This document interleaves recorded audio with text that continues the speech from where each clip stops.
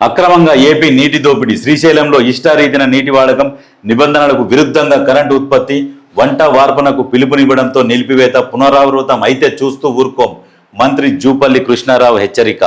మాట్లాడతారు కదా అందరూ ప్రతిపక్షాలు, ఏంది ఆంధ్ర వాళ్లకు దోచిపెడుతురని. ఇది ఎవరు చెప్పక ముందుకే జూపల్లి కృష్ణారావు పోయిండు, మొత్తం ఎక్కడక్కడ ఆపి పడేసిండు.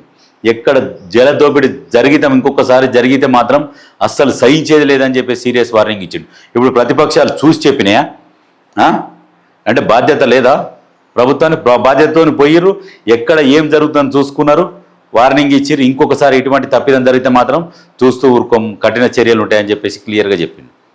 ప్రతిపక్షాలు అయితే చెప్పలే కదా, అది మీరు చెప్తేనే పనిచేస్తున్నట్టుగా ఒక్కోసారి చిత్రీకరించుకుంటారు, వాళ్ళ సోషల్ మీడియా కావచ్చు, వాళ్ళ మీడియాలో కావచ్చు.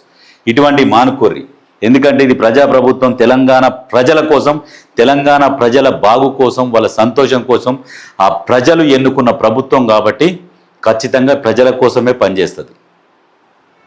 హైడ్రా మీద ఏడుస్తుంది కదా. హైడ్రా ఎన్ని వేల కోట్లు సేవ్ చేసింది, ఎన్ని వేల కోట్లు. ఇక్కడ చూడుర్రి, హైడ్రా భారీ ఆపరేషన్స్, పలు ప్రాంతాల్లోని సర్కారు భూములు సేఫ్, 8.24 ఎకరాల నాగిరెడ్డి కుంటను కాపాడిన హైడ్రా, పార్కులు రహదారుల ఆక్రమణల తొలగింపు, కాలువ చేసి ప్లాట్లుగా విక్రయించిన అక్రమార్కులు, హైడ్రాకు ఫిర్యాదు చేసిన స్థానికులు రంగంలోకి దిగి ఆక్రమణల తొలగింపు, మొత్తం 300 గజాల స్థలాన్ని కాపాడిన హైడ్రా.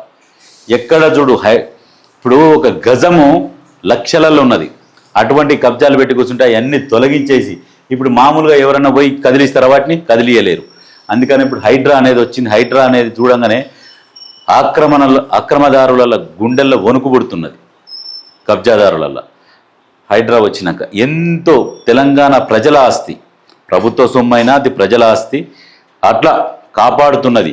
జిల్లాలలో కూడా మా దగ్గరికి హైడ్రా వచ్చేటట్టు చూడండి, మా దగ్గరికి పంపించండి రేవంత్ రెడ్డి గారు, ముఖ్యమంత్రి గారు అని వేడుకుంటున్నారు. మా జిల్లాలలో కూడా చెరువులు కబ్జా గురవుతున్నాయి, ఈ మొదటి దశలోనే ఉన్నాయి, ఇప్పుడు మీరు పంపిస్తే మా చెరువులను మేము కాపాడుకుంటామని ప్రభుత్వాన్ని రిక్వెస్ట్ చేస్తున్నారు. మా దగ్గర కూడా హైడ్రా ఏర్పాటు చేయండి అని. హైడ్రా పనితనం అది, కాపాడుతుంది. గ్రౌండ్ వాటర్ పెరగాలి, తెలంగాణ అభివృద్ధి చెందాలి. ఇక్కడికక్కడ చెరువులు కబ్జా అయిపోతే భూముల నీళ్లు ఉండవు, తాగడానికి నీళ్లు దొరకవు, కొనుక్కొని తాగాల్సిన పరిస్థితి వస్తుంది.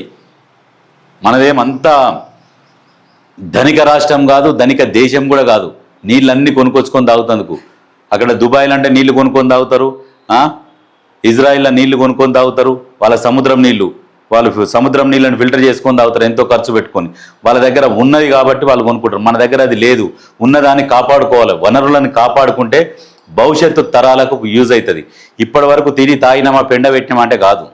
భవిష్యత్తు తరాల కోసం మనం ఇప్పుడు అవి చేస్తే నెక్స్ట్ భవిష్యత్తు తరాలు ఇంకో 30-40 ఏళ్ళ వరకు వాటర్ నిల్వలు ఉంటాయి. నెక్స్ట్ వచ్చే వాళ్ళు కూడా కొంచెం సేఫ్గా ఉంటారు. వాళ్ళు పని చేస్తే మళ్ళీ భావితరాలకు ఇంకా భవిష్యత్తు ఉంటుంది.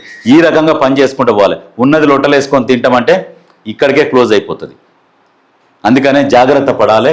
ఈ హైడ్రాకు అందుకనే జై కొడుతున్నారు. హైడ్రా గురించి తెలిసిన వాళ్ళు ప్రతి ఒక్కరు హైడ్రాకు సెల్యూట్ ఎందుకు కొడుతున్నారంటే నీటి విలువ తెలుసు, అటువంటి వాళ్ళు సెల్యూట్ కొడుతున్నారు. కొంతమంది పెద్ద మనుషులు ఉంటారు, వాళ్ళకి తెలుసు భూగర్భ జలాల సంగతి ఏంది, ఎట్లా ఎండిపోతాయి భూగర్భ జలాలంటే ఈ చెరువులు కుంటలు కబ్జాలు చేసి నీళ్లు కూడా ఎక్కడ నిలవకపోతే ఎండికపోతాయి.